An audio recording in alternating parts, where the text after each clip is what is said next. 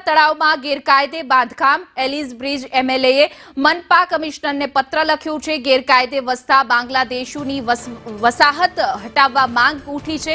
ઘણા તત્વો કચરો ઠાલવી પુરાણ કરી રહ્યા છે તેવું અમિત શાહ ધારાસભ્યનું કહેવું છે।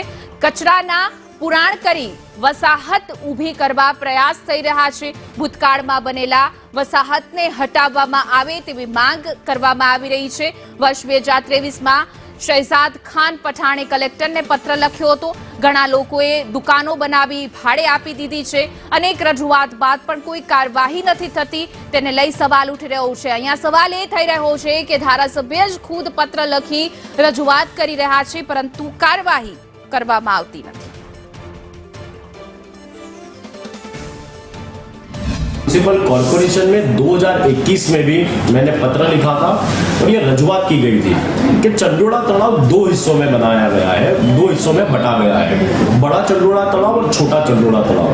छोटा चंडोला तालाब में आए दिन 30 से 40 ट्रैक्टर का डंपिंग किया जा रहा है।